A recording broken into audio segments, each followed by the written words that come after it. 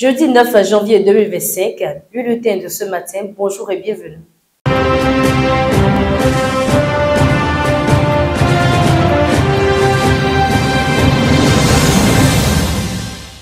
Je le disais tout à l'heure, 9 janvier 2025, tant annoncé, les Vodou Days débutent aujourd'hui à Ouidah. Et pour une bonne célébration de cet événement, une programmation globale a été rendue publique.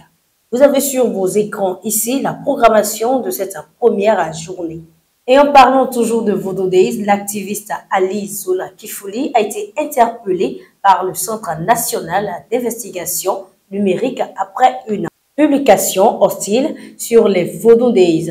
Dans la dite publication qu'on peut lire sur sa page Facebook, il jette du discrédit sur l'événement international en déconseillant au public d'y participer. Ce qui lui a vraisemblablement valu une arrestation dans la nuit de ce mardi 7 janvier 2025, où l'heure Ali Zola Kifouli est en garde à vue et attend sa présentation au procureur. Et un autre élément dans cette édition, désormais, il vous faut un permis de visite pour visiter un parent, un proche, une famille ou ami dans les établissements pénitentiaires. Un nouveau décret en date du 9 octobre 2024 introduit des réformes majeures dans l'organisation des visites aux détenus dans les prisons. L'article 39 du décret stipule que seules les personnes disposant de permis de visite délivrés par les autorités judiciaires compétentes ou d'une autorisation spécifique émise par le ministre de la Justice sont autorisées à entrer dans les établissements pénitentiaires. Cela concerne les membres de la famille, les amis, les avocats et les médecins traitants. Désormais, il revient à l'autorité judiciaire de décider de la fréquence des visites en fonction de la nature de la peine et du régime de détention.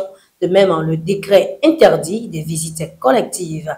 Cette réforme a été initiée afin de concilier sécurité, humanité et réinsertion sociale des détenus.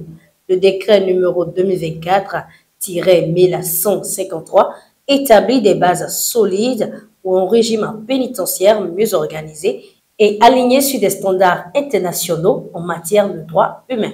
Pour rappel, le permis de visite est délivré gratuitement par le procureur compétent et 8 jours après la demande d'un formulaire. Et on parle aussi politique dans cette édition. Un comité de pilotage a été installé hier mercredi 8 janvier 2025 pour effectuer un audit sur le fichier électoral béninois.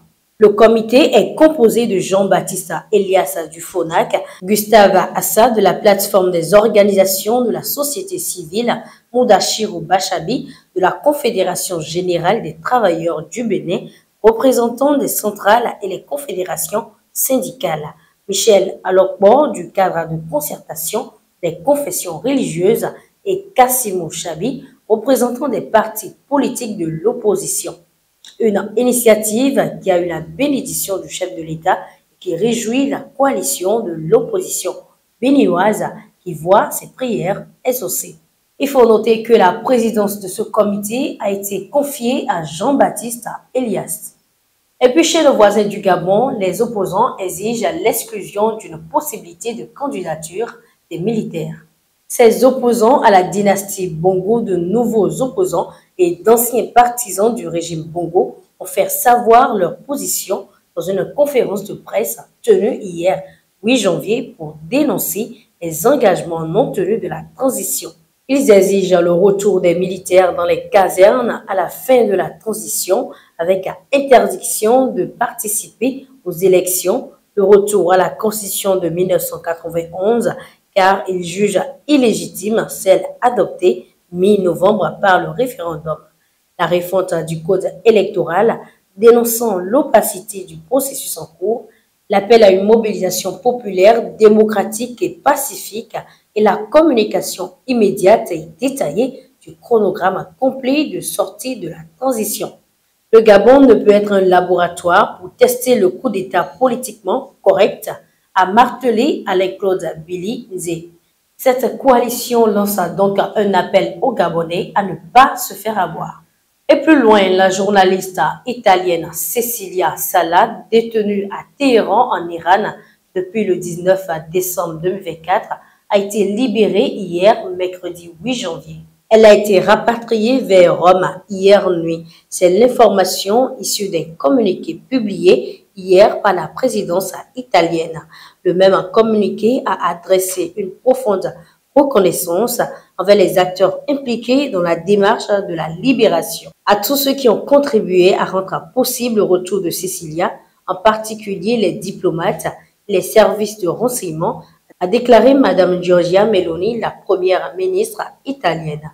Une libération qui vient apaiser les cœurs et est saluée par les membres du gouvernement et de la société civile, y compris ses proches.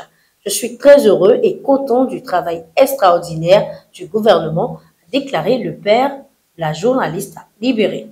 Et ce sera tout pour l'édition de ce matin. Merci pour votre aimable attention.